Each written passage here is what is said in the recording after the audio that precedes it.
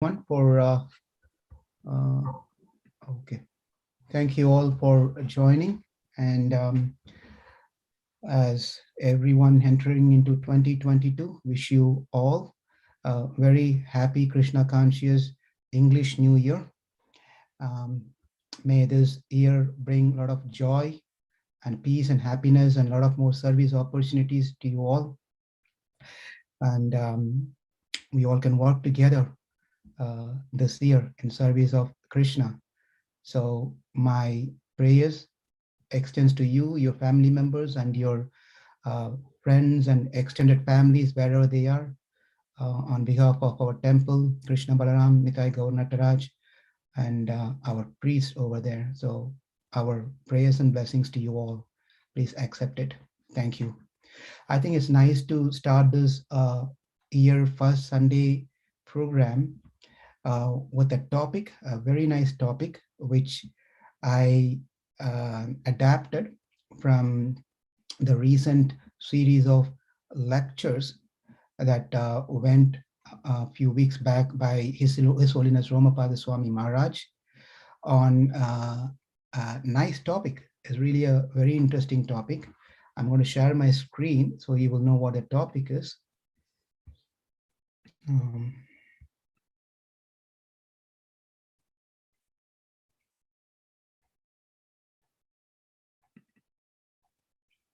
there you go. So you all can see the screen, correct? Namachara Prabhu? Yes, Prabhu, yes. So I'm not going to say anything different, anything new. I'm not going to do anything different than what Maharaj has already spoken so very nicely and deeply into this topic called gratitude. I'm going to, whatever I learned, I'm just going to repeat over here with some understanding that I have learned on myself and with my personal experience. So that's what I'm going to share here. This topic of gratitude is quite very significant, very important on starting of this year. So we got to be very grateful for what we are today in this time. So with that, that is what we are going to talk today for next an hour or so. Before that, let me start with some auspicious invocation prayers before you hear anything from my mouth.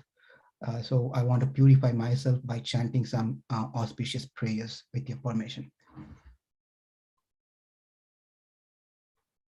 Om Ajnanam Timirandasya Jnananjanashalakaya Chakshurunmilitam Mena Tasmai Sri Guruve Namaha.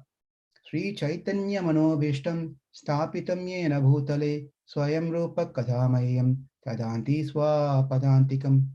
हे कृष्णा करुणा सिंधु दीनबंधो जगतपते गोपेश गोपिका कांता राधा कांता नमोस्तुते तप्त कांचन गौरंगी राधे वृंदावनेश्वरी वृषभानुसुते देवी प्रणमामि हरिप्रिये वंशकल्पतरुभ्यश्च कृपा सिंधु भवेव च पतितानां पावनेभ्यो वैष्णवेभ्यो नमो नमः. जय श्री कृष्णा चैतन्य प्रभु नित्यानंद श्री अद्वैत गदाधर श्रीवासदि गौर भक्त वृंदा. हरे कृष्णा कृष्णा कृष्णा हरे हरे हरे राम राम राम हरे हरे. हरे कृष्णा कृष्णा कृष्णा कृष्णा हरे हरे हरे राम राम राम हरे हरे. हरे कृष्णा कृष्णा कृष्णा हरे हरे हरे राम राम राम हरे हरे. कृष्ण बलराम की जय. निताई गौर नटराज की जय. श्रील प्रभुपाद की जय. Gratitude, being grateful. We will not be grateful unless and until we know what we have is something which is valuable. Unless and until we realize what we got is valuable, we won't be grateful for what we have received. So we, when we look back our life, wherever each one of us are situated, whatever age we may be, we have passed through quite a bit of distance in our life journey, starting from being a child, an infant, to a child, to a youth, to a man or a woman, and whatever we are now. We have quite a bit of journey, and it all like a snapshot. It just passed through so fast in our life.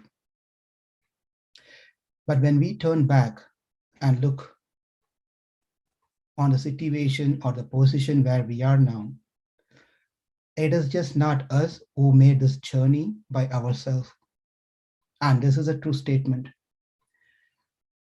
Right from starting of our birth, there are several people who are involved in our life, who made up into this shape what we are. When I say shape, not the physical shape, it includes everything what we are currently, to the shape what we are. There are so many different people who are involved in our life, starting right from our parents. If it was not of our parents' choice, we wouldn't have taken birth in first place. There are many children who are not even had an opportunity to come out of the mother's womb. They get killed right there, or for whatever the reason, they are gone within the womb of the mother. It is our mother who have taken so much precaution, so much care, sacrificing so many things for the 10 months. And then finally, we are the product of that sacrifice. The father has sacrificed so much for us to do our well-being of whatever is needed for us to grow this much. And there are so many teachers in our life who educated us, and so many friends, relatives, our employer, wherever we worked for, our colleagues, peers, our friends, our children, for that matter, our cousins, every single person that we interacted in our life. Say, not to say that only I'm telling all good people here, even those whom we think that they are not good, who they have interacted in our life to make some challenges in our life, to give some trouble in our life, they are also part of this whole mix to make us to be what we are now in this state. It's all for good. It's all for good. So when we show our gratitude, when we feel a sense of gratitude to people, that also includes the people whom we may think not right people. We should also be grateful to them for sure.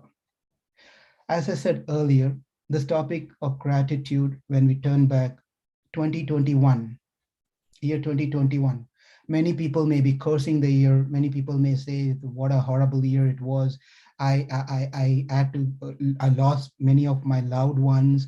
I lost my job. I lost this and that. But still, you are there to speak these things.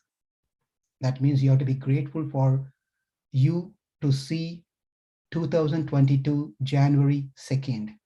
So we are still alive. So for that, we have to be grateful. Yes, there are people who have gone, leaving us here, whomever we love, but then we are here to show our gratitude to those who left behind. Therefore, gratitude is a very important factor, as Maharaj, Pada Maharaj says that how do we get at the gratitude? The gratitude can only come if you have humility. Why he says that is because if we don't feel gratitude of what we have received in our life, that means we are arrogant. We are arrogant. I can stay by myself. I can do things by myself. I am great. I don't need anyone's help. This is exactly what Krishna describes in the 16th chapter of Bhagavad Gita. In the 16th chapter of Bhagavad Gita, Krishna spends a lot of time. He puts a lot of time in explaining only first three slokas about the divine qualities, and pretty much starting from the fourth sloka onwards, rest of the chapter is all about the demonic qualities.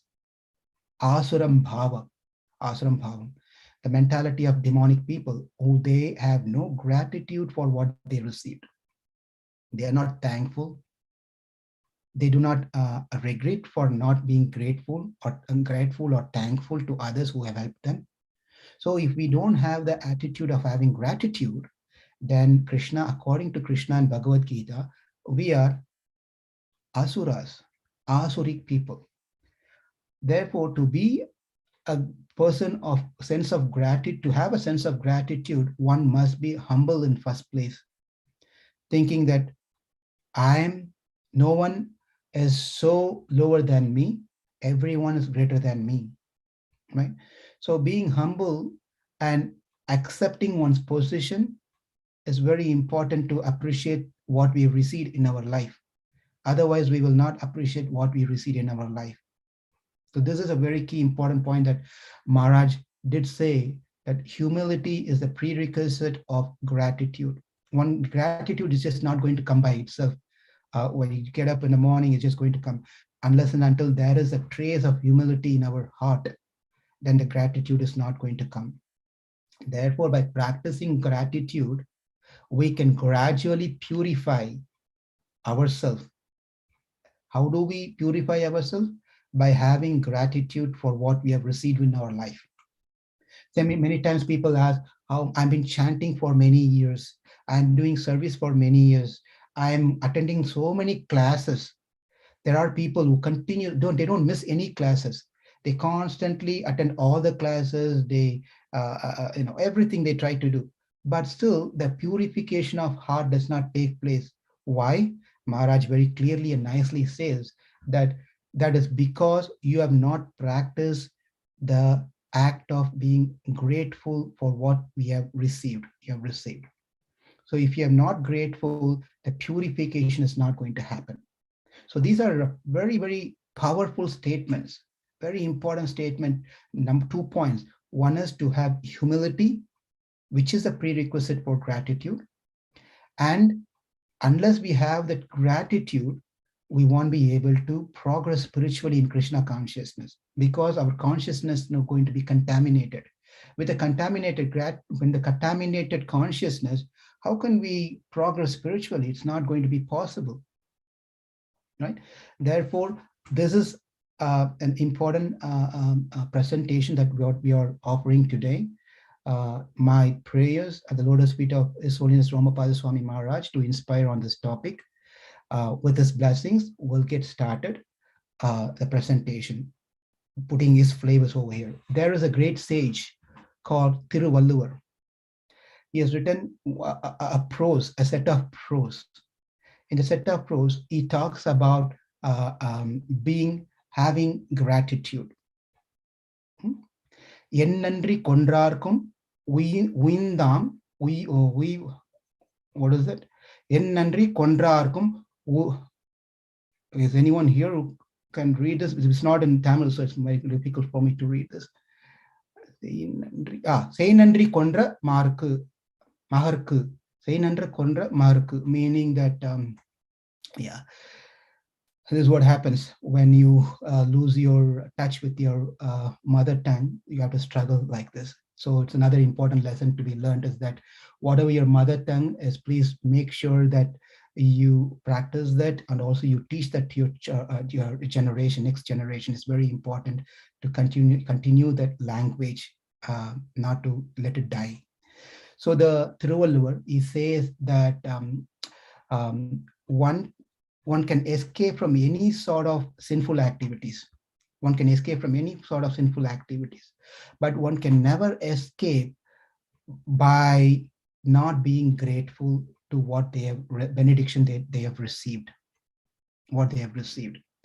So one can never escape from not from that particular sin of not being grateful. In Srimad Bhagavatam, there is a conversation happened um, between Lord Ramachandra and Lakshmana, where Lakshmana was going to meet with Sugriva, reminding Sugriva that the 4 months time period is over.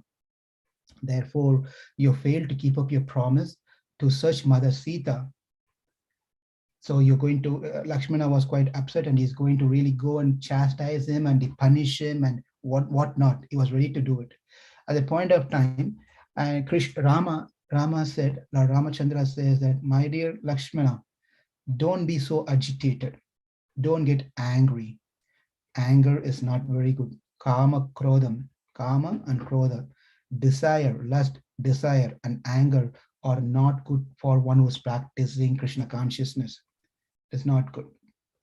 Therefore, he said that please understand that he who promises, just go and convey this message to Sugriva, that he who promises the requester that have come under his shelter, and especially those that have cooperated earlier, but breaks that promise and even shatters their hope, he is the worst person in the world.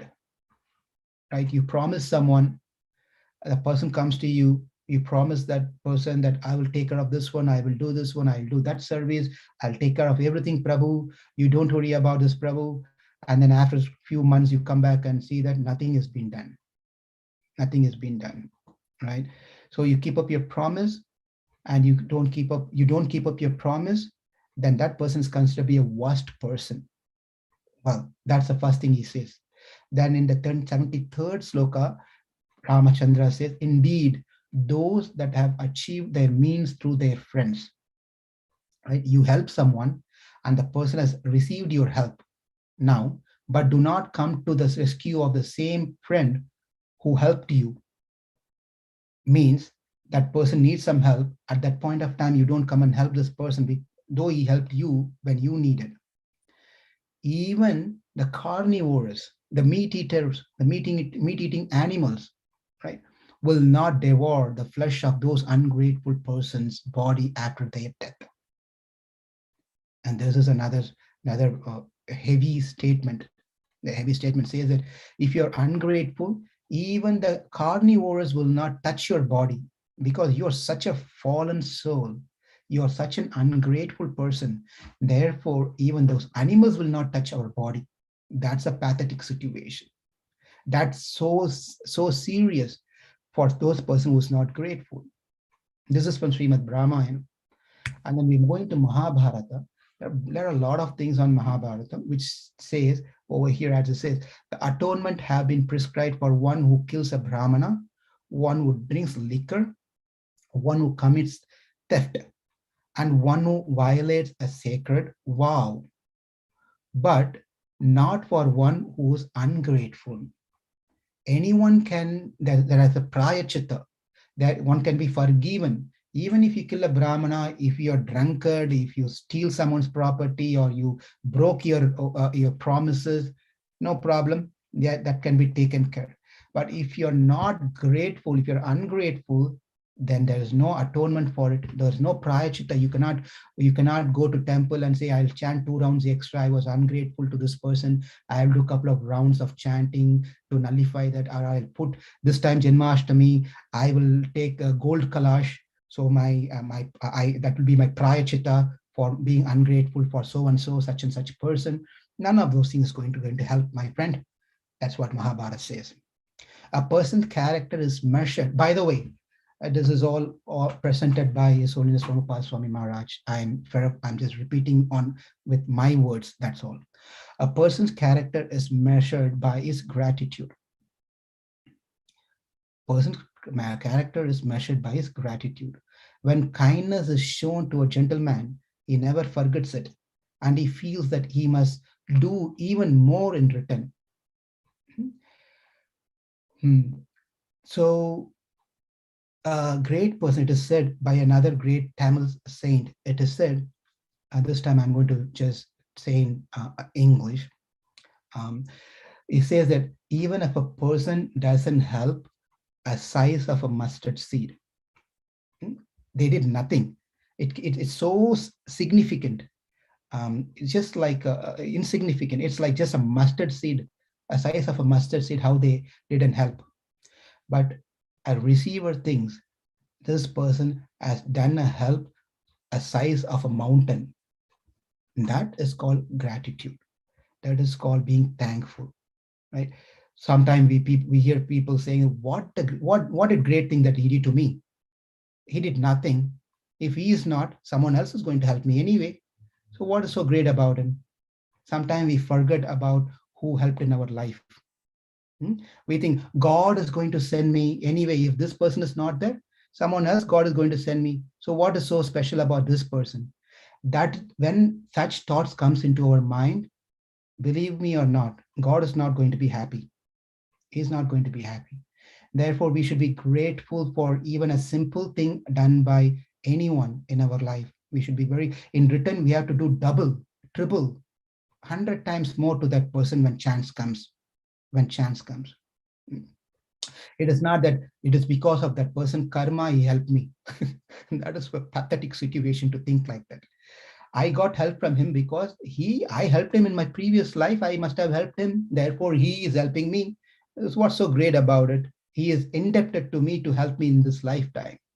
That is very ungrateful. If someone is speaking or saying like that, that is very ungrateful, right?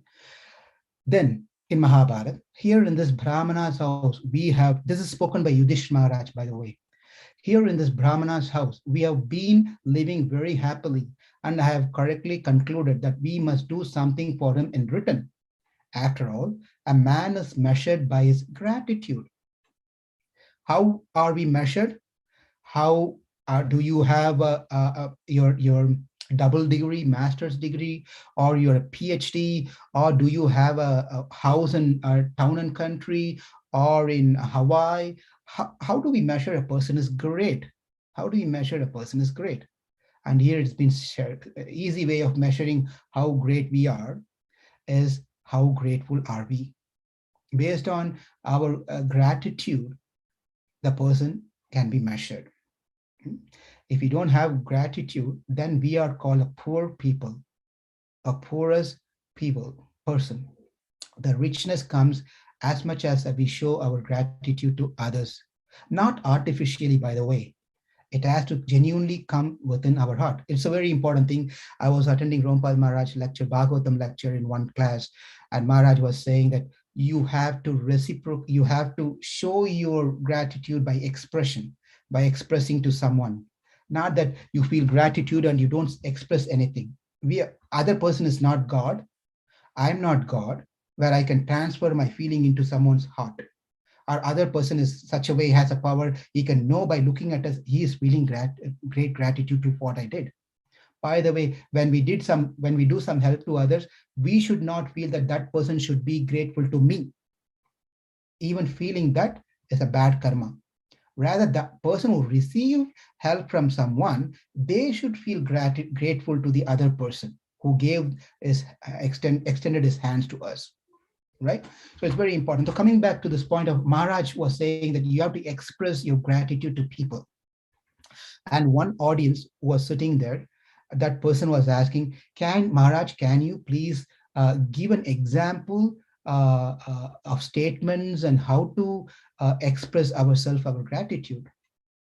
This person was asking in the Bhagavatam, how to express our gratitude nicely. Can you please give an example? Amazing answer given by Maharaj. It's an amazing answer. I was just waiting for what he's going to say. It was really nice response he gave. Maharaj said, your expression of gratitude can be clumsy.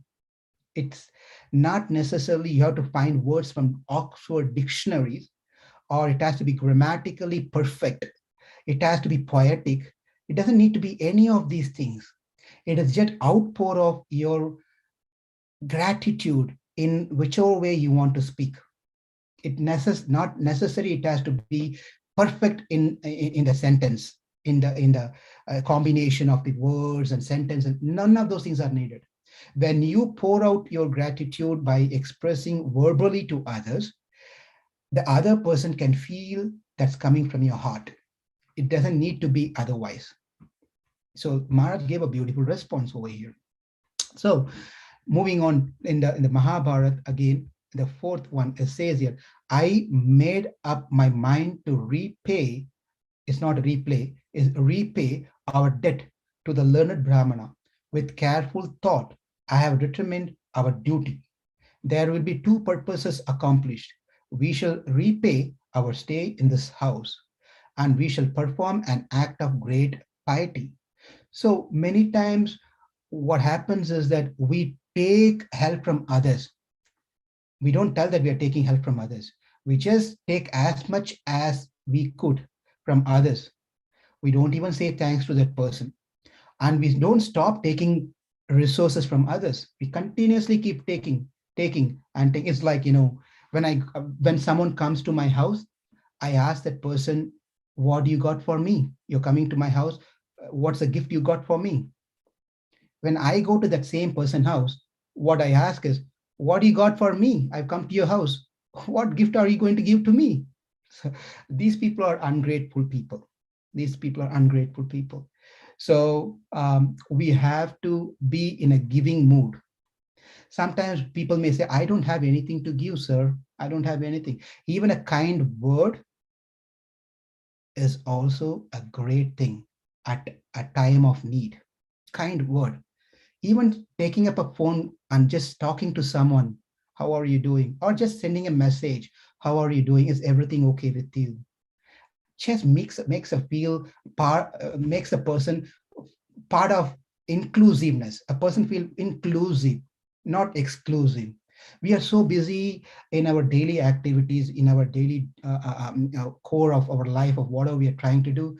We pay less attention to our people around us, people who we are interact with. So that's a pathetic situation. We are so busy, we don't even care of people around us. So it's important that we spend some time at least asking, how are you doing, right? So that's where this thing starts. So we have to be grateful of what we have in our life. There are people who doesn't have anything in their life, but they are still grateful for what they have. But we have everything in our life, we are still not being grateful. That's a sadness in our condition. Now we have to see two important differences. Kritagya, Kritagna. These are two Sanskrit terms with a very slight one syllable difference. The whole context changes. Kritagnya, Kritagna. Kritagnya means one who is grateful. Kritagna means one who is ungrateful. You see the difference, just one syllable difference, it makes a complete change of what it means.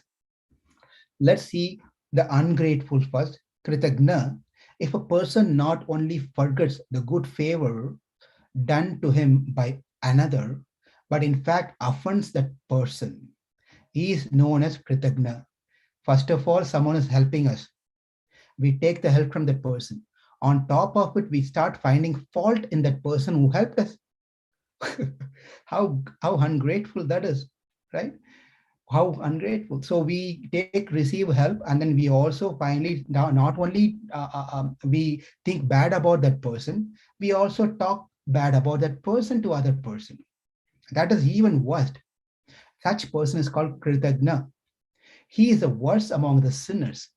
Even worse is the person who does not do this to one who favored him in the past, but does it to him as he is performing a good deed. The worst of them all is the one who acts this way to a person knowing that he is going to help him in the future. The other type of person is one, I act in such a way as a nice person to you. Say, Ramacharya Prabhu, I'm coming to your house. I'm sorry, I'm picking you, Ramacharya Prabhu. I'm coming to your house. Every day I'm giving prasadam to you. I'm talking to you, how you are, what you are. And I'm doing every single thing every day. And Ramacharya Prabhu is thinking, what? Lal Gopal never comes to my house, never even brought any prasadam to me, never even cared whether I'm existing or not. What happened to him all of a sudden? He's bringing prasadam every day to me. He doesn't know, but he's thinking. But in my mind, I know what I'm really thinking. I'm doing all this because of some reason. whatever the reason could be. Because I'm going to shift my house in few weeks' time. When I shift my house, who's going to give me food? I'm going to call Ramacharya Prabhu. I'm going to just tell him that, Ramacharya Prabhu, I'm shifting house. I'm moving all my kitchens, everything out. 1 week I'll be out of utensils, out of this and this. And immediately, what am I expecting from Ramacharya Prabhu? Hey, Lal Gopal, don't worry about it. I will give you some food, right? Then I'm doing something, I'm favoring someone, thinking that person in return will favor me when I need. That such mentalities are kritagna means very ungrateful people. They put all plans to squeeze out from others. They will not give anything to others. Those are the people who will take help from others and never show any gratitude to that person. Rather, they even curse that person, offend that person, speak bad about person, or try to be good in front of that person and do all sort of unnecessary, unwanted things to that person. That is called kritagna. Now we'll see what kritagnya means. Kritagnya means one who does not forget the good deeds done to him is known as kritagnya. Amongst the qualities of men, this particular quality is considered to be the topmost quality, foremost quality.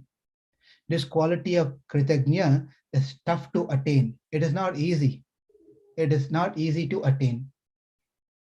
But this type of quality we can even see in low born entities like trees. What does tree do? Shows a lot of gratitude. How does it show the gratitude? All we do is just pour a simple plain water at the root. The tree sucks the water. The banyan tree, or I mean, the coconut tree, for example, it takes the water and it changes that water into a sweet water, coconut water. It takes a plain water, the tree takes a plain water which has been offered, and then in return it gives a sweet water. What do? We take the water, we don't give anything in return. That is a mentality that we have. Now we let enter into the Bhagavatam. What does Bhagavatam speaks about this?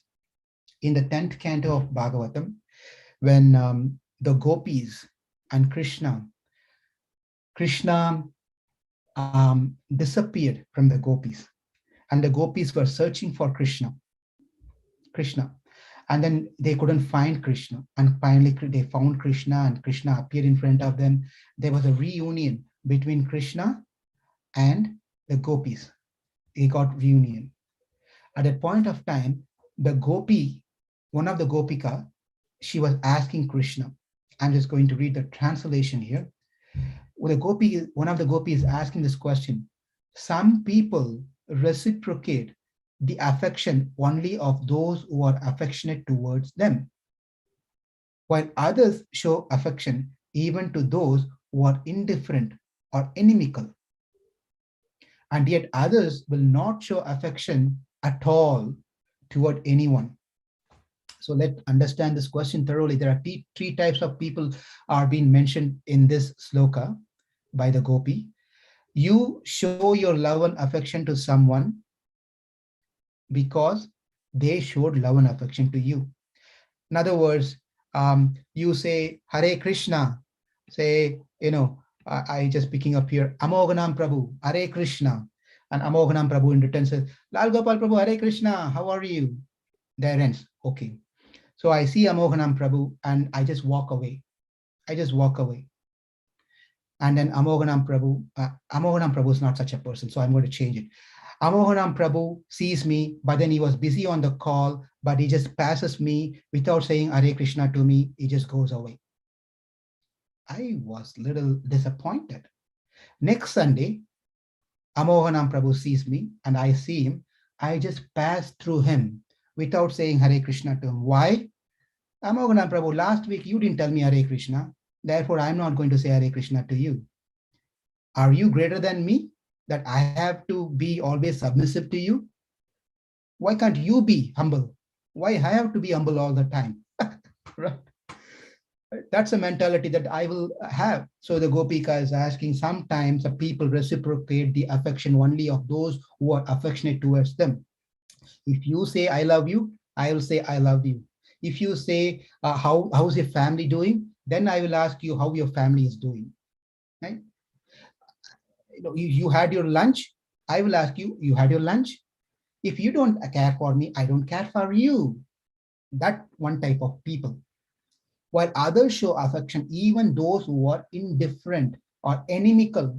It doesn't matter whether you say Hare Krishna to me, you ask how I'm doing, my well-being or not. It doesn't really matter. I will ask you how you are doing, Amohanam Prabhu. I will ask you, did you have your lunch? So these are a second type of category of people. And yet others will not show affection towards anyone. There are a third category of person. They're pretty much doesn't care. Not because they are inimical, not because they like you. Whether they like you, whether they don't like you, whether you're inimical, whether you're not inimical, doesn't matter. They are on their own. They don't show any differences. They are on their. So the Gopika is asking, why so? Can you please explain Krishna? And Krishna explains in the number of slokas. Let's see what Krishna says. Mito bhajanti ye sakyaha. He says that, but the reason, my dear, here, yeah, Krishna, I do not immediately, hold on.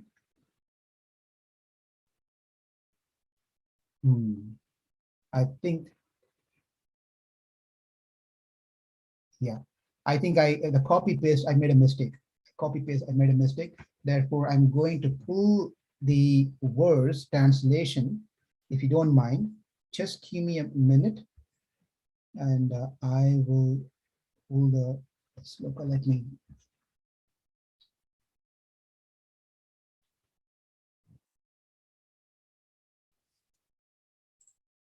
I'm sorry. I am a human, so full of mistakes. Please bear with me.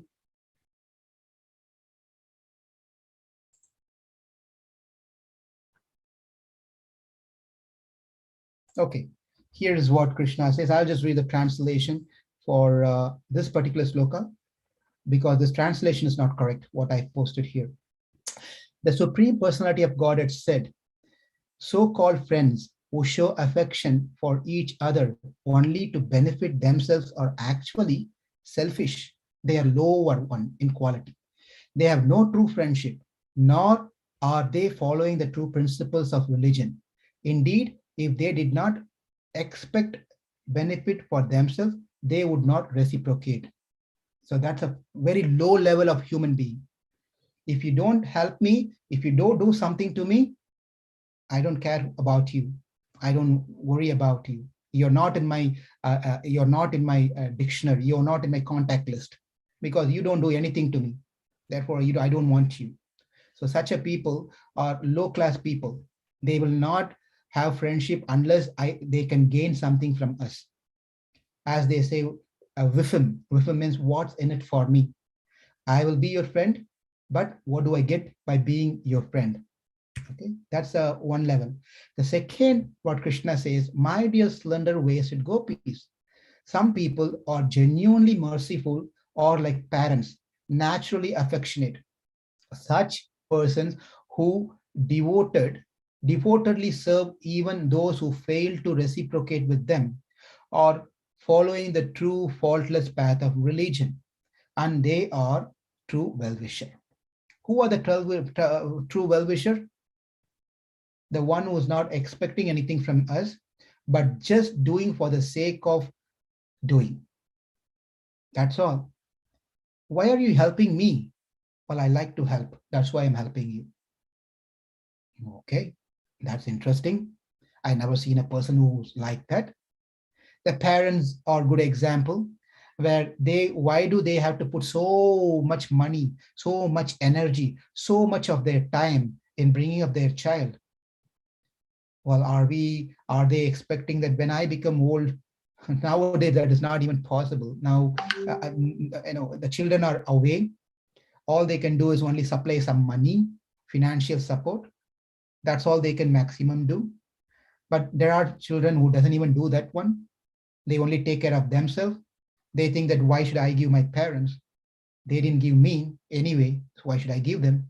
So, but coming to the point here, the parents are a good example, where Prabhupada always takes the example of mother also, that she does not serve her child expecting something. She just does that because she's a mother. That's all it is. Just because your son or your daughter, my daughter is, not looking healthy, not looking nice, doesn't mean that the mother is going to reject the child, or not going to go and do an exchange with the neighbor. And you can just have an exchange of your son with my son, because my son is naughty, not listening to me. Therefore, could you please, you have a couple of children, why don't we exchange? No mother does that. No mother does that. But they continue to do their duty. That's true affection without any expectation. So Krishna says that's true as per the religion. They are the true well-wisher. Then Krishna goes into the 19th sloka where he says that there are those individuals who are spiritually self-satisfied. They are self-realized. They do not expect, they do not want anything externally to make them happy. You go and give them $100, they will not react. You give them a great food, they will not react. You go and say something bad about them on the face, they do not react. Nice example is Jada Bharat. In Bhagavatam, Jada Bharat. In Jada Bharat, who was taken by the dacoits. Even before that, King Raghuguna was when he was going on in his palanquin, Jada Bharat was carrying him. At that time, King Raghuguna came down and chastised Jada Bharata. Like, you look hefty, you are fat, you seem to be healthy, and what is a problem for you to carry, right? He was just using all heavy words against Jada Bharat. Jada Bharat was not reacting. He said, how dare you say me fat? How dare you say me I'm like a dead body, I'm like this one, I'm like that one? He did not react. He was just quiet, but then he responded appropriately, but he was not angry. He was not angry and upset. He was indifferent to the thing that King Raghuguna said. Whereas when he was being taken away by the dacoits decorated him with sandalwood paste and nice scents and flowers and nice garments and garlands, and they decorated him very nicely. He was not becoming happy either. He was not telling, oh, thank you for putting this garland on me. Right? Sometimes you put a garland and the speaker looking at, oh, small garland for me. This is all yesterday's, last week garland looks like. So doesn't matter. It is prasadam. It is prasadam. One should not be expecting all those things. So therefore, whether it's honor or dishonor, it doesn't matter for this person. He doesn't show any difference. So Krishna is saying here, there are people who are individuals who are spiritually self-satisfied, materially fulfilled. This is one type. They do not react. They do not show any sort of favorism to anyone.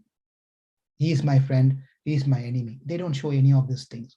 Whereas there are other type of similar people who also is completely indifferent. They are also there, but they are not like self-realized people. They are ungrateful people. They are envious people. They don't want to show gratitude. They want to be as if nothing has happened. Not that they are self-realized, therefore they feel nothing. If you give me something, I will take. You say something, I will not react. Not because of that reason. And they are pretty much senseless, ungrateful people. That's how they will behave. That's how they will behave. Krishna says that these are the reasons. And therefore, the Gopika, Krishna is saying that, what about me? You want to know what about me? Which category do I fall into? That is why the Gopikas ask this question. The Gopis ask these questions because you seem to be sometime good, sometime not good, sometime favorable, sometime unfavorable. Krishna, why are you playing this game? And instead of asking this question directly, Gopis ask indirectly, Sometimes people are friendly to those who are friendly. Sometimes people are not friendly. Sometimes they are indifferent. Why so? They're indirectly they're asking which category do you fall into, Krishna? And Krishna said, "You want to know about me, right? There are those, not this one. Yeah. So again, copy paste mistake. So I'm going to move on to that particular sloka and read the beautiful response that Krishna gives here. He says that, but the reason, but the reason I do not immediately reciprocate the affection of living beings, even when they worship me, O gopis, is that I want to intensify their loving devotion towards me. If Krishna is behaving in some ways like this, we should not doubt why I'm going to the temple, but nothing seems to be working. I'm doing my prayers, I'm doing my things, but I'm still struggling. I'm still seem to be having a lot of problems in my life. And this is the sloka where Krishna responds back saying, it is not that I'm putting them into trouble. I test them only to the point that they can take my test. It is not going to go beyond their capacity. They will pass the test, but they have to stick on to the test program. They should not quit. And why I give this test? To intensify their love towards me, that they are helpless and they are completely depending on me, on my mercy. Unless and until we have this sense of gratitude of what Krishna has given to us, we will certainly not have that feeling. We should feel that at every moment we are protected by Krishna. We may say that, no, I'm full aware this room is completely protected by four walls and I have a roof, strong roof. I just did a roofing just a few months back and I took care of my foundation also, which is very strong. It's all completely protected. I have insurance. I have security system all around my homes. So I'm protected. Why do I have to have Krishna? Why do I have to have Krishna? Well, the security system, the foundation, the roof, the walls, and everything that we have are senseless. They are all senseless. They don't have any intelligence, by the way. They are all programmed, but they don't have any intelligence. We need to have an intelligent person to take care of our security system, our walls, our ceilings, our foundation, the chair, the place that we are sitting, our money, our belongings. Everything has to be taken care. It's all taken care not by our ability and our skills. We are just simply nimitta matram. This is also Maharaj used in one of his class. Nimittara matram, as Krishna says in Bhagavad Gita to Arjuna. Arjuna, you just be my instrument. That's all. I will do the war. I'll finish everyone. You just simply act as if you're releasing the arrow. what what an important message. All you have to do is just don't leave the Gandiva down. Take the Gandiva bow, take the arrow, place it in that. Just act as if you're releasing the arrow. I will take care of rest of the things. And Arjuna's question is, why can't you do that? Even that, why can't you do that? Why should I even act like that? And Krishna says, that is a service. That's a service I've given to you. Simply act under my order as an instrument. I am the one who's doing everything. You are not. We are not. We might be thinking, I am the great preacher, I am the wonderful singer, I am the great cook, I'm going to build a temple, I'm going to get fundraising going on, I'm going to feed so many people, I'm going to make Western devotees, I'm going to, you can go on with great things. Nothing wrong in those things. We should all have this goal in our life. But this goal, when we have in our life, we should know that we are just an instrument.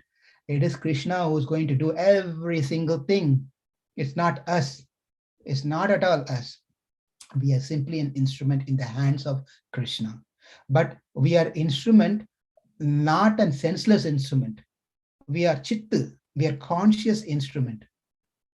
We are not, we are conscious instrument. When I take this phone and I'm going to say this phone, I'm going to punch on you, and the phone is going to not react. I'm going to tell this phone, hey, my dear phone, I love you so much. You are my life and soul. And Siri is going to tell, I don't understand. The Siri is going to speak and say, I don't understand what you're speaking, Lal. And even if it is understand, it is going to say, I too love you, Lal. But there's nothing going to happen beyond that point. But we are sensible being. We are sensible being. We are not jada. We are not non-living entity. Therefore, when we are instrument in the hands of Krishna, we have to think properly, because Krishna has given us the intelligence to think, to be a right instrument. Therefore, we have to think and take proper measure to make our services nicely, to have that goal achieved by the mercy of Krishna. So it's quite important. And how do we do all these things? We cannot do all these things without having the grateful heart for what Krishna has given to us. There are people in the world, they don't even have a food to eat, next meal to eat. There are people in the world who don't have a shelter, like how we are comfortably situated and watching and having the hi-fi laptop, and we have the camera, we are watching on the Zoom, and right after that we are going to have a wonderful dinner, right? There are people that don't have any of these things. What are we doing for these people? Are we being selfish of only taking care of ourselves? Are we even caring about other people who doesn't have any of these things? Therefore, Srila Prabhupada came here into this world, into this United States of America, when he was in a matured age, very matured age in his 70s. Can you believe that a person who is in age of 70 taking a big project like this to change the world, to change the consciousness of the world? In 70, I'm not sure I'm going to even survive doing some services after a few years. Prabhupada, in a 70 years old man, where he would be much happier sitting in Vrindavan in Damodar Mandir, Radha Damodar Mandir, chanting and translating and giving classes, wonderful classes. He would be really happy there. Not that he's not going to go to Krishna by being there, he would. But he took the message and became an instrument of Krishna, of his Guru. He just became an instrument. That's all. One time Prabhupada said that my Guru Maharaj would have done what I've done himself. The Acharyas could have done all this themselves. But why they didn't do it? Well, if they've done everything by themselves, it's like Arjuna is asking a question to Krishna. Krishna, why are you asking me to do this war? If you're the one who's doing, why don't you do it? I'll just sit and watch. Then Krishna responds, what are you going to do then as a service to me? Likewise, if everything has been done by our previous acharyas, we will have nothing. We will have nothing to do. Oh, we will become lazy. We will become lazy. Therefore, out of mercy, our previous acharyas have left a lot of opportunities and service to us. So we can take up and make this as our goal in our life. Our life is meant to do service, believe it or not. Our life is, the purpose of our being born into this world is to do service. Service to the humanity by preaching Krishna consciousness, by giving Krishna consciousness to others. This is what we have to do. This is our business. And this is what Krishna wants us to do. So, when do we feel that we want to give Krishna consciousness to others? Only when we appreciate what we got is great. If we don't feel that what we got is great, then we don't feel like giving. So let's take for an example. Let's take for an example. Right? We have Gopal Prabhu here. Gopal Gattu Prabhu has a couple of sons, 2 children. So you want to give your son, 2 sons, something. And that something that you are going to give your son is not going to be something from the dollar shop on his birthday. For sure, it's not going to be from dollar shop. on your son's birthday. It's going to be something that you feel valuable, you appreciate in your life, you really feel grateful of what you have. That is what you're going to give. Of course, that your children are still young. They may like for Xboxes, they may like some Reebok shoes or something. That's besides that. When they have grown up and something that you really want to give them and think that is going to be your last gift for them. You want to give something which is valuable, that you feel grateful for you having that. I would think that you're nodding your head, I assume. So unless and thank you, unless and until we value what we got by the mercy of devotees, this Krishna consciousness, we will not feel like giving this to others. As simple as that.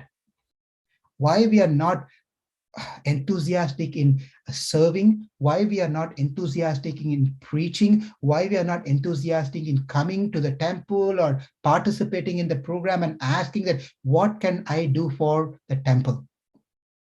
It's been always the other way around. The temple is always coming and asking, Prabhu, Mataji, can you come and do service? Actually speaking, if we are grateful, it should be the other way around. Prabhu, Mataji, what can I do this 2022? What can I do differently in addition to what I'm doing to the temple? When that feeling comes, that means we are under the zone of gratitude. Unless and until that feeling does not arise within our heart, we are outside the boundaries of gratitude. It's very, very important to develop the sense of gratitude and appreciate what we have in our life. There are so many living entities, so many people who don't come into Krishna consciousness. It's very sad. But we are in Krishna consciousness. But is our consciousness pure? Is our consciousness with full of gratitude? If not, we are not practicing Krishna consciousness. We are not practicing Krishna consciousness.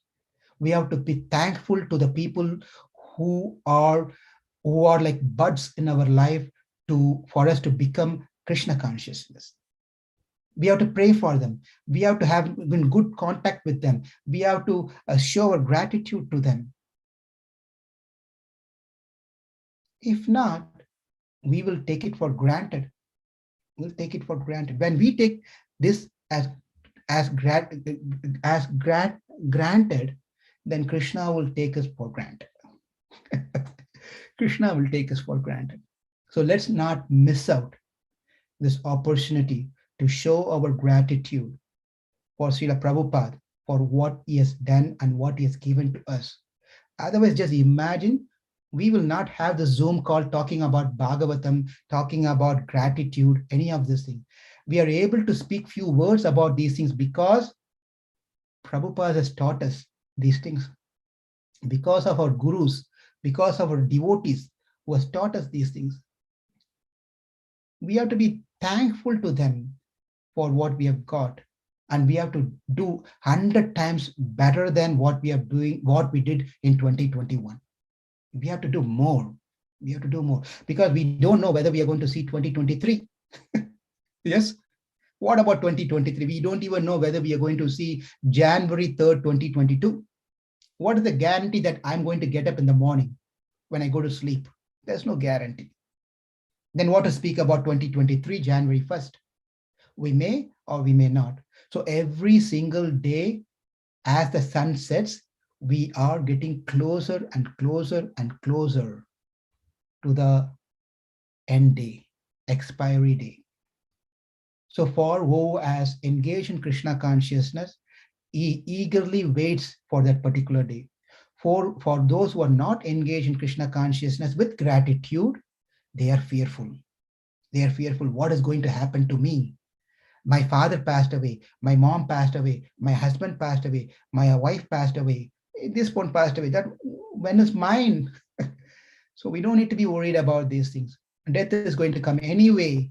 We can invite it very enthusiastically, provided we have the sense of gratitude.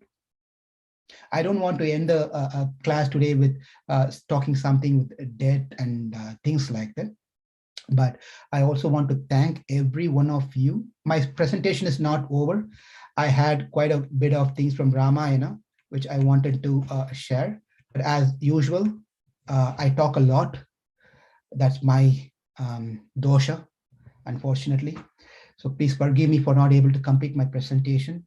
But I want to really thank each one of you present here and those who are not able to make it today. But you are all greatly appreciated for being part of this family, Krishna family. Family means more than one person. Family cannot, we cannot call an individual person to be a family. We make a family with people. Vasudeva Kudumbakam. We are all Vasudeva Kudumbam. We are family of Vasudeva, Krishna's family. So thank you for being in this wonderful Krishna consciousness, taking up Krishna consciousness or aspiring to take Krishna consciousness. Take it to the next level. Let's not settle down where we are and be happy. We have to grow. We have to take next step. We have to take next step. Let's not settle down in what we are and think that I'm very happy in Krishna consciousness. We have to push ourselves to the next level. So let's have self-motive to push ourselves.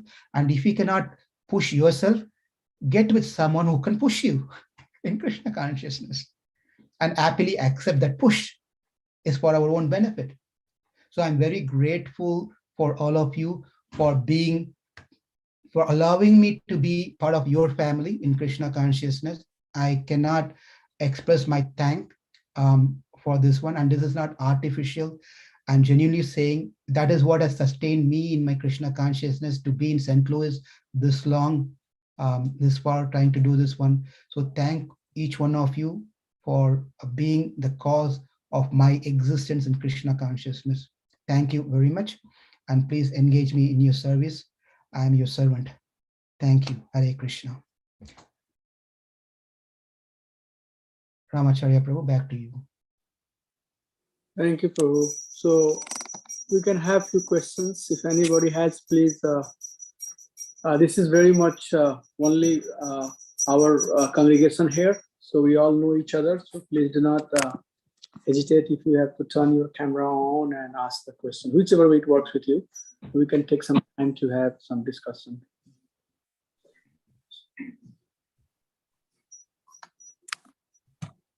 Hare Krishna. Let's start quickly. Prabhuji's, Mataji's.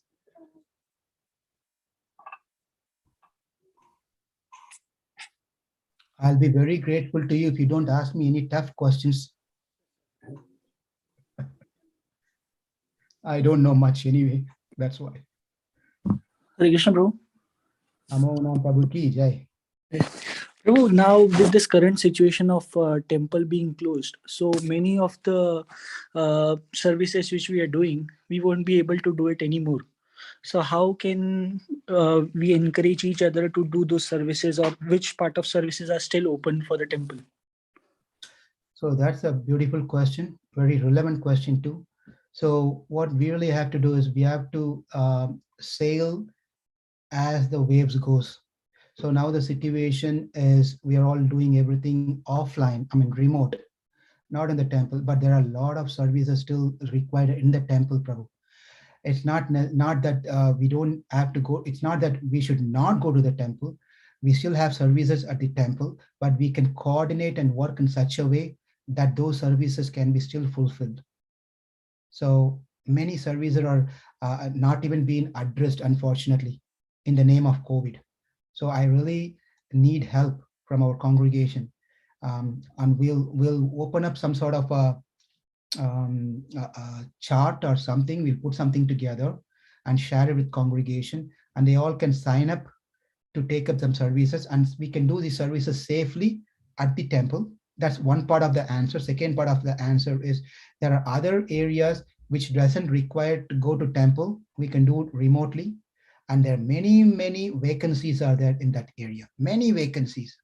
Right now, there are only the same people who are doing the service, one or two or few people, they are the same people who are continuing to do the service.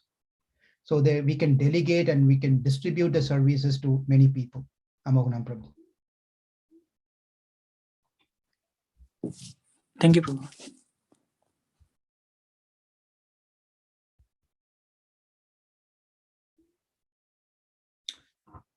Anyone want to share anything? Not necessarily you have to ask questions, but you can still share something that you learned or you know about this, or you want to say a few words, please do.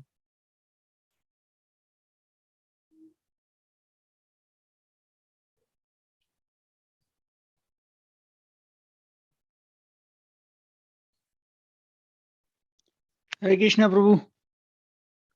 Venumadri Prabhu, Hare Krishna. Hare Krishna, Prabhu. Thank you for the nice class, Prabhu.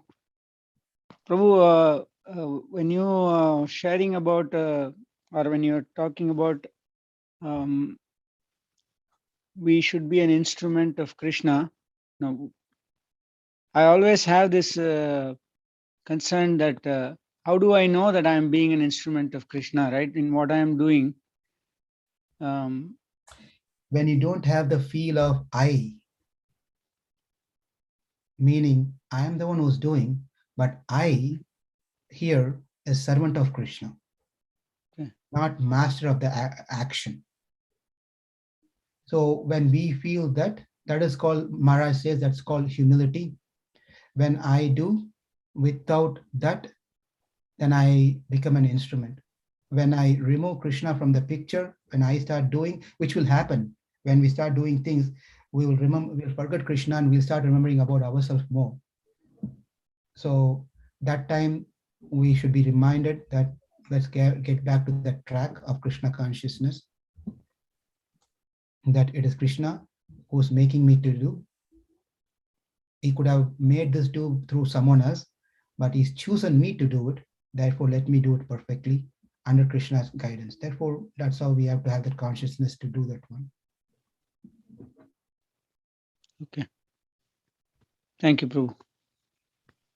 So in Ramayana, I can give an example where there's a beautiful part where Bharata, but when Rama returned from his 14 years, when he returned back, Bharata says that, my dear Rama, when you left Ayodhya, you gave Ayodhya to me.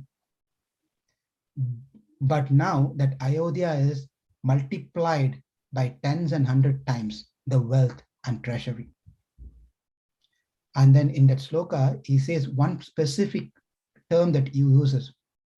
He says that this Ayodhya multiplied 100 times by your mercy. Okay, he didn't say, you see, you only had Ayodhya. When you came back after 14 years, look, I made it into 100 times. You have it. It didn't become like that. He said, it is because of your padukas, it's because of your mercy that I was able to do this one. That's the mode of Bharata. Bharata, that's exactly what is we have to be practicing.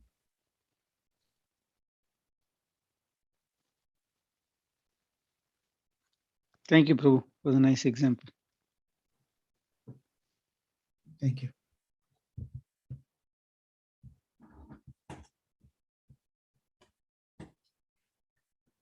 Anyone else want to say something? Hare Krishna, Prabhuji, Dandavat.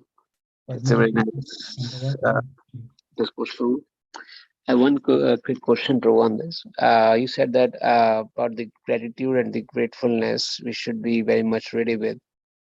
And even if someone, we are not able to pay back with some proper means while paying our gratitude, at least a word is enough. Thank you or something to that person, that whatever we receive the service from the others. And is it also important, Prabhu, that to understand whether the person against whom we are paying the gratitude is also realizing that they have been gratified, or we are paying or it is not necessary. It is not necessary the person has to realize that you're showing your gratitude to that person. It is your dharma, it is our dharma to be grateful and show our gratitude. It doesn't matter whether that person realizes or not. That's not up to us, but we make our effort to show our gratitude. That is what is important from our side. Does it make sense, Padmadesha Yes, Prabhu? sure, definitely.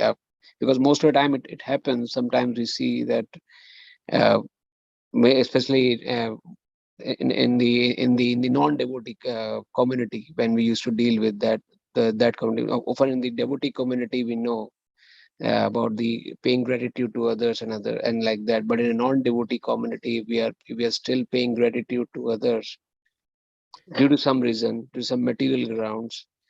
And if they're not realizing that and still coming back with the same effort, but is there still for us, we need to Oh, continue with the same? okay, some practical examples. Since you're getting into the details, some practical example. If we want to make sure our gratitude, our expression of thanks is being heard by the other party, then we have to choose a right time, place, and circumstances first thing. That's very important. When there are, you want to show your, say thanks to someone, when someone is busy doing some work or there are already 2 3 people around him, you say thank you for doing that one and just walking out. None of those things is going to stay with that person. So we may have to make sure the place, time, place, and circumstance, and and that is very important. In that way, the same thank you that we are saying when many people are there, and saying to that person in a different time, place, and circumstances makes a difference. When, say for example, Prabhu, Padma Desai Prabhu, I'm telling you thanks for taking care of the gift shop.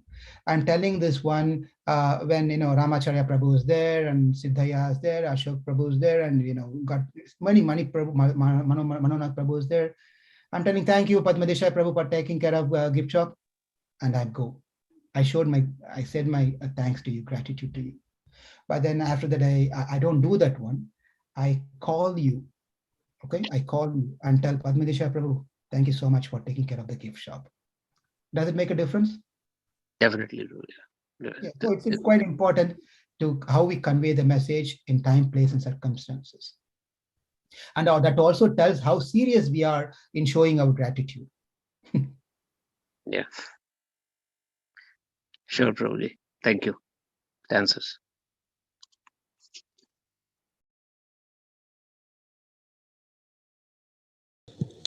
Hare Krishna Prabhuji. Santa Mataji, Hare Krishna. Thank you Prabhuji for the wonderful session. And I have a question is sometimes we'll say thank you, or like suppose we have Siksha gurus and normally gurus and some people are helping.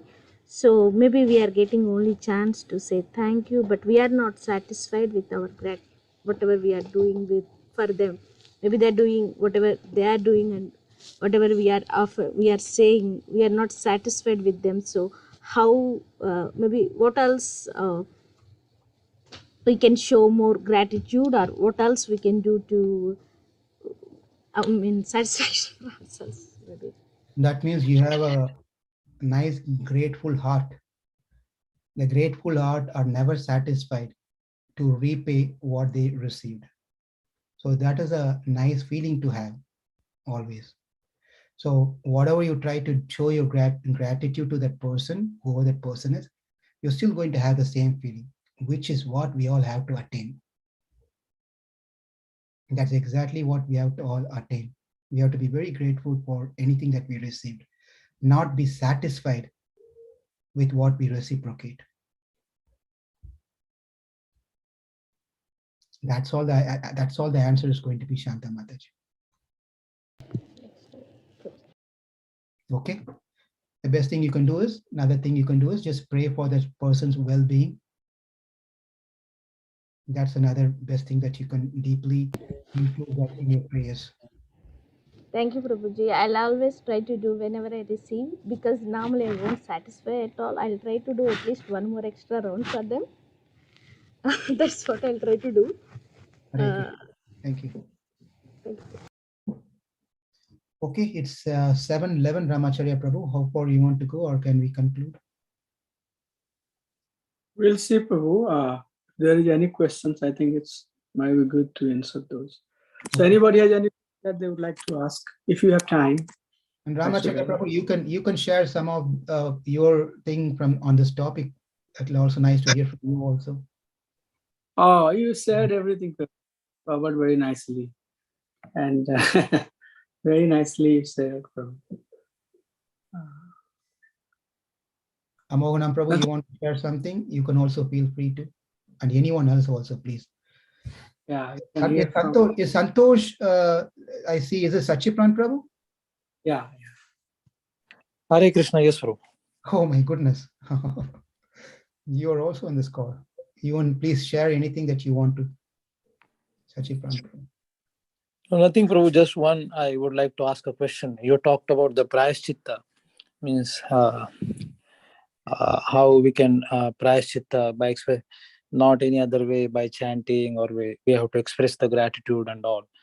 So this prayaschitta, I just wanted to ask you one question, Prabhu. This is the same question it was asked by Parikshit Maharaj to Sukadev Goswami. So sorry, before you ask, so the answer is there? no, I just so my question is a little different. This is going to be a test question for me. No. My question is different, not the test question, Prabhu.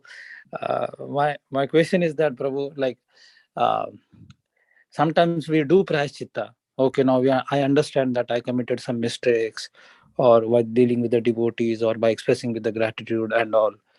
But again, what happens because of I realize today, okay, today I realize, and maybe for the next couple of weeks, days, months, okay, I followed that. But again, I commit that mistake. Again, I commit that mistake, and next time in somehow by other way, or this way or that way. So how can we overcome this problem?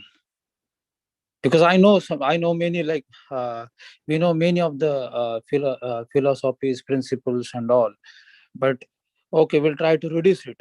And then I felt very bad, suppose I did something wrong, and then again I commit mistake, okay, and then I said that no, okay, I will ask forgiveness and then express gratitude towards that devotee and all. But again, after some times, if I commit the same mistake in different way, and then this continues, goes on and on, this is like going to the, like I don't know, yeah. So how you will uh, how we should rectify and try to reduce the frequency and not to repeat the mistakes again? Well, I think from the words of Bhagavad Gita, Krishna says to Arjuna, Kama Yesha, Krodha Yesha. Kama and Krodha are the two main cause for our knowingly committing mistakes or unknowingly committing mistakes. That is from Bhagavad Gita.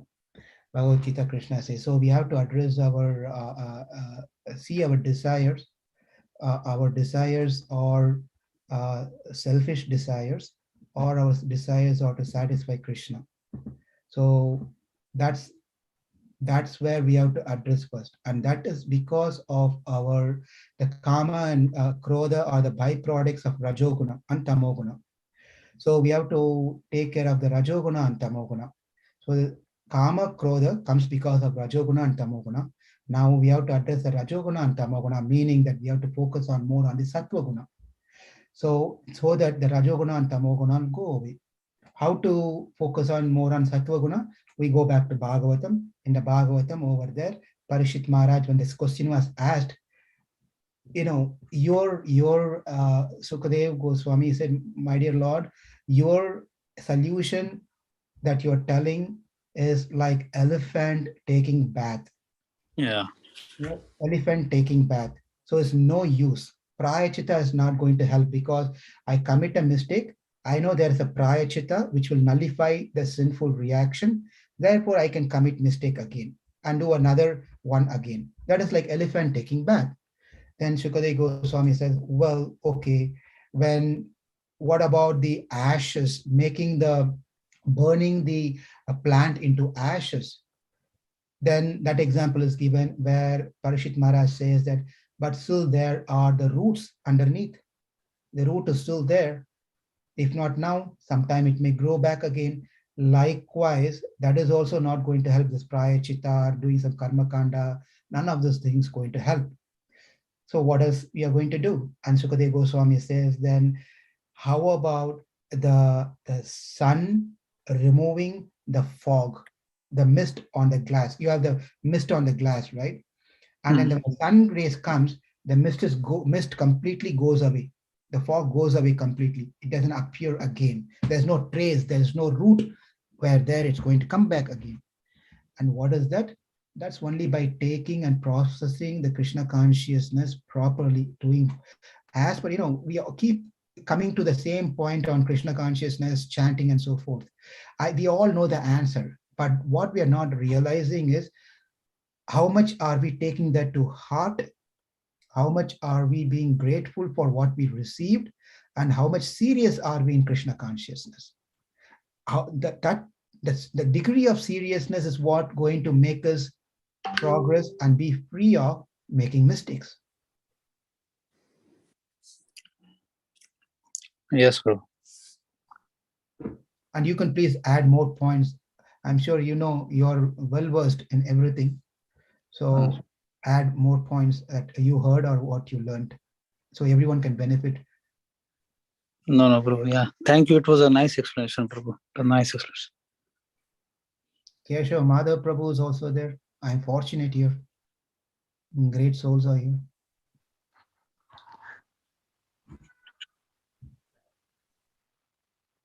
Siddhaya, usually you ask some questions, nice questions. You have any questions?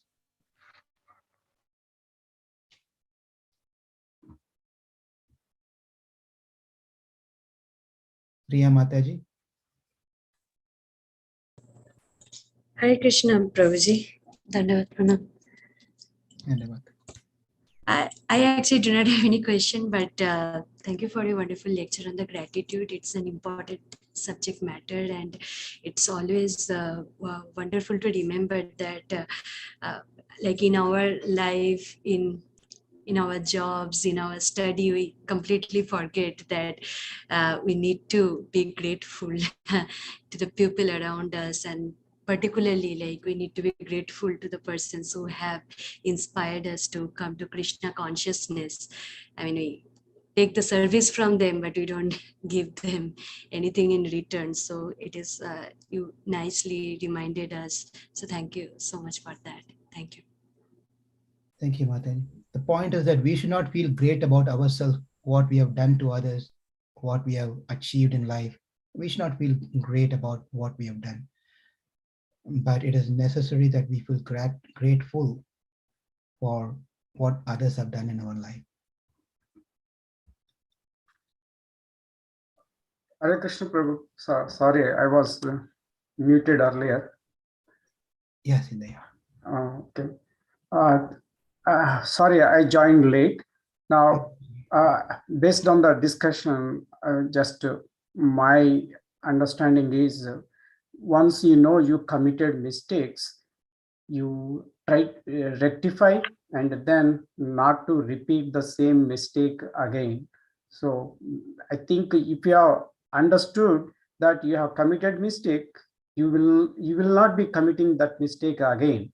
Once you realize that, and suppose if you hurt you caused some inconvenience to others, go and apologize wholeheartedly, so that you express your ignorance or your mistake, and so that the both parties, the other side and yourself, will be in a good relations, and then and that may be the path forward in day-to-day life. That's how my understanding was. Of course, I'm very ignorant, not 100% in Krishna consciousness, but in general life, that's how you maintain good relations. Try to be kind to others, and try to be humble. And the more you gain knowledge, the more you gain into bhakti, that kind of nature. So naturally, you will develop the quality of humbleness, not arrogance. That's how I think that is my understanding, Prabhu. Thank you. It's very nice what you said. Thank you so much. It's very important points you shared. Thank you, Prabhu. Ashok Prabhu, anything you want to add? No, Prabhu. I mean, it was very nice. And as you said, that the first quality in the out of the 26 qualities we should acquire is the humbleness. So I think that's Thank you, Prabhu. very nice lecture. I see Nalini Mataji, only few people. I'm just calling out your names. Nalini Mataji, you have anything to say?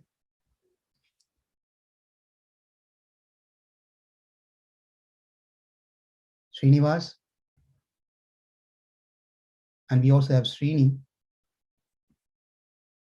Manonath Prabhu, any of you want to say something, few words? Prabhaji? I guess you're all swimming in the ocean of gratitude.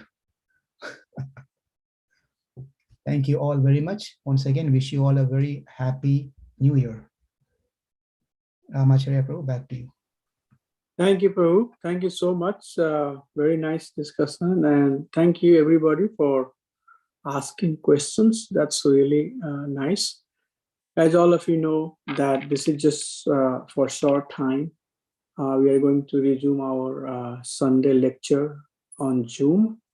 So for time being, not knowing how things are going to really go from here, we are going to have our local speaker during the classes. So please, I'm really happy to see that so many of you have come and joined the session tonight. So please continue doing that. We need each other association, and it's needed, in this bad time. So thank you once again for coming and being part of the program. Thank you, Prabhu, for excellent class. Thank you. And I just didn't call out a couple of names if you don't mind. Yes.